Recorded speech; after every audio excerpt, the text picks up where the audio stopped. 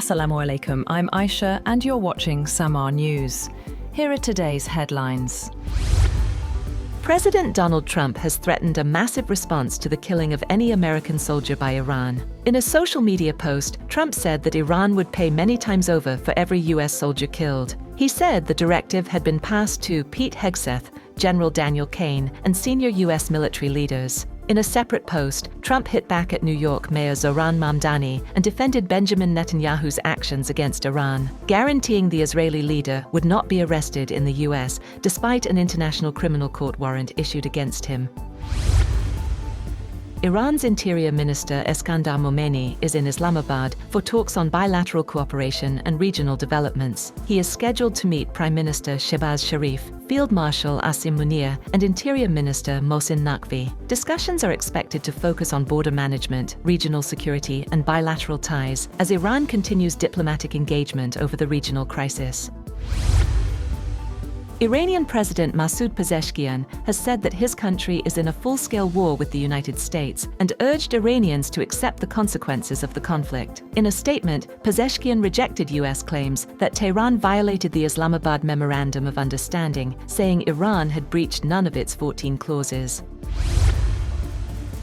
Meanwhile, the United States has launched a 9th consecutive night of strikes on Iran, with explosions reported across several parts of the country. US Central Command confirmed it had begun a new wave of strikes aimed at degrading Iran's ability to attack commercial shipping passing through the Strait of Hormuz. Iran responded by launching another wave of missiles from Lorestan province. Iranian sources claimed the missiles targeted enemy ships near the Emirati coast, while the Islamic Revolutionary Guard Corps announced it had carried out a surprise strike against what it described as the enemy's Special Operations Headquarters in Syria's Al-Tanf region. US Secretary of State Marco Rubio has said the United States remains open to a diplomatic solution with Iran, provided Tehran demonstrates genuine seriousness in negotiations. Talking to reporters before departing for the ASEAN Foreign Ministers Summit, Rubio stressed Washington has always supported meaningful and productive diplomacy. He accused Iran of using the Strait of Hormuz as leverage in the conflict, saying elements within Tehran were attempting to control one of the world's most important maritime trade routes.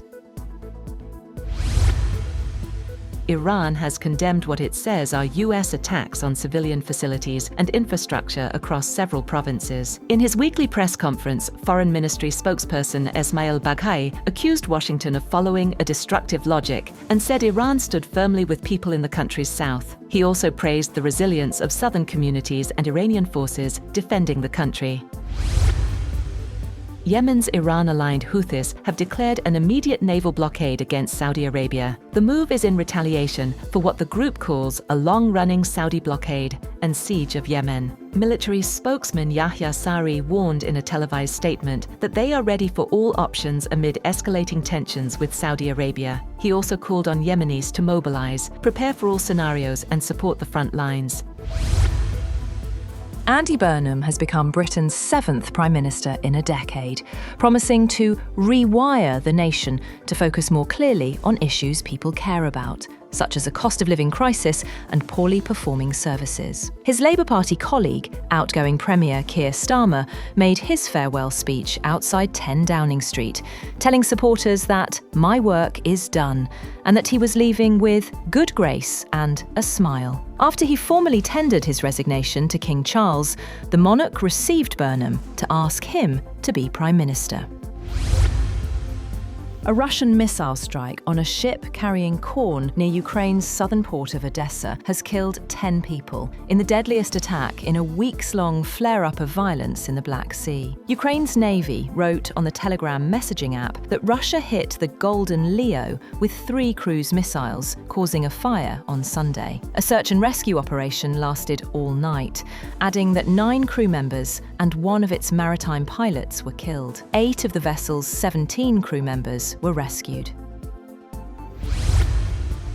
India's youth-led cockroach movement, has said that its founder, Abhijit Dipka, has been picked up by police as two other leaders held talks with Health Minister JP Nadda amid protests demanding the resignation of the Education Minister. Group's chief spokesperson, Saurav Das, said on X after meeting the minister for 10 minutes. The talks were held as thousands of supporters attempted to march on Parliament demanding the resignation of Education Minister Dharmendra Pradhan and Prime Minister Narendra Modi over medical college entrance test paper leaks. Spain have climbed again to the summit of world football when substitute Ferran Torres struck in the 106th minute to prize the World Cup from holders Argentina with a 1-0 victory that crowned a new era but brought precious little beauty. It was perhaps fitting that the final whistle sparked the game's liveliest moments, with players pushing, shoving, and falling to the ground as Argentina's frustrations finally boiled over into a brawl. The euphemism, one for the purists, might have been coined to describe this contest. It was a match almost entirely devoid of quality, chances, and risk, until Torres, introduced from the bench, finally broke the deadlock. That's all for now.